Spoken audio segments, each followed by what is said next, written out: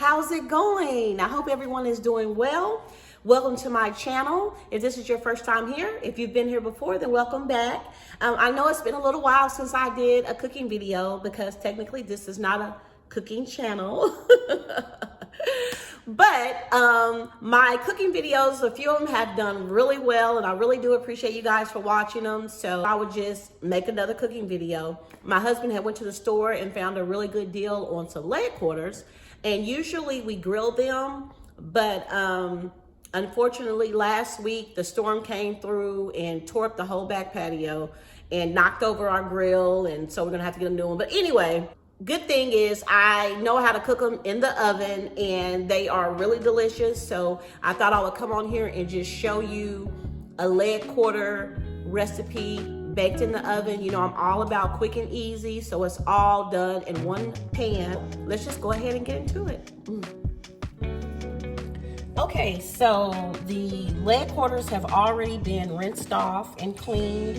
And the funny thing about it is that I had cooked these last week, and I only cooked 2. And we went through those leg quarters. They were so good that I decided to come back and make them again.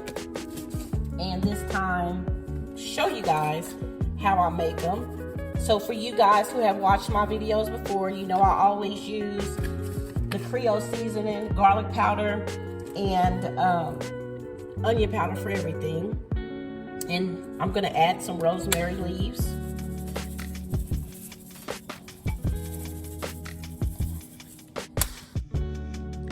And then I add Leah Perrin's Worcestershire sauce. It doesn't really matter what type of Worcestershire sauce you use. Leah Perrin's is just always my favorite. And I also use soy sauce, and it doesn't really matter with the soy sauce either. And we just season the other side. Now, if you like to use a different seasoning, you know, I'm all about you season it to the taste of what tastes good to you, because I don't have a specific recipe. So you just season it to your own taste. But with this particular recipe, you really can't go wrong. As long as you have the Worcestershire sauce, I would say that that's a must.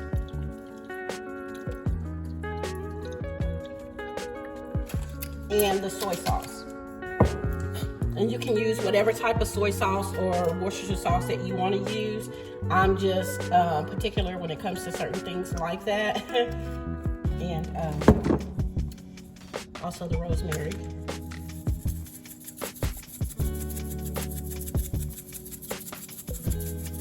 This is a very quick and easy recipe. So you just take your peppers. I'm going to rinse them off. I just have a bag of the little small mini sweet peppers. You can also just use a regular size red pepper, yellow pepper, orange pepper. So I've already rinsed my peppers, so I'm just gonna cut the ends off and just and you can use as many peppers as you want. It's not a certain amount, just however many peppers you want. And then I use some celery. Let me rinse the celery. Okay, so I have rinsed the celery, and I'll just cut it in big chunks in there. It's just for flavor, so it doesn't really matter. And then we're gonna add some garlic cloves. Now, I really like garlic cloves, so I add, you know, quite a bit, but it's really up to you how many garlic cloves that you decide to add. So I just add garlic cloves. Of course, I'll peel them first and then add them. So peel the garlic cloves first before adding them. We have this.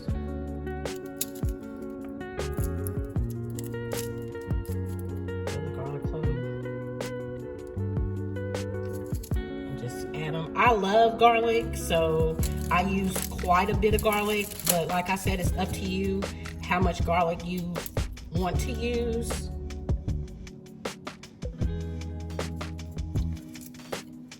Just put the garlic in there. And then I add butter. Also, the butter is up to you, how much butter you want to use. I usually use a stick of butter and just chuck it up because it's going to help it have like a gravy appearance. And then I just go back on top of it and add a little bit more soy sauce, a little bit more Worcestershire sauce,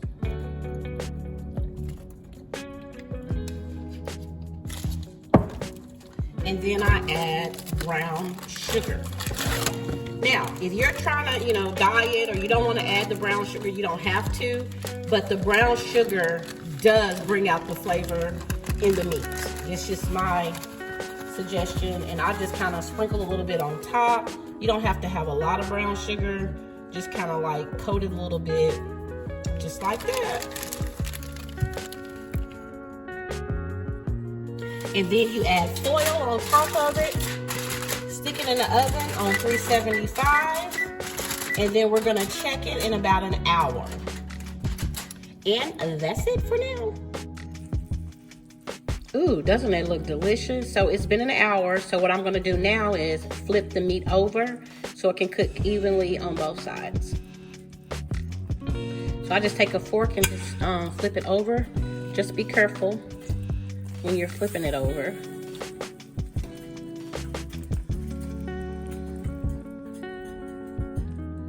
After you flip it over, cover it back with foil. And we're gonna check it again in about another hour. Okay, so this is after 2 hours of cooking, and as you can see, the meat is very tender. Personally, I flip it over again to get all of the juices inside of the breast side. You don't necessarily have to flip it over again, but I usually do, and then I let it cook without the foil for about 10 or 15 more minutes, and then it's ready to eat.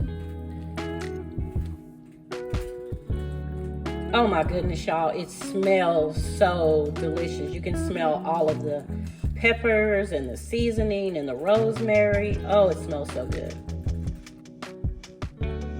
My husband also made some scalloped potatoes, homemade scalloped potatoes from scratch. See, this is the problem right here, y'all. Is that we both know how to cook, And I'm supposed to be getting ready for this cruise, and oh my goodness. And I tasted those scalloped potatoes. They are absolutely amazing, so cheesy. Oh my goodness.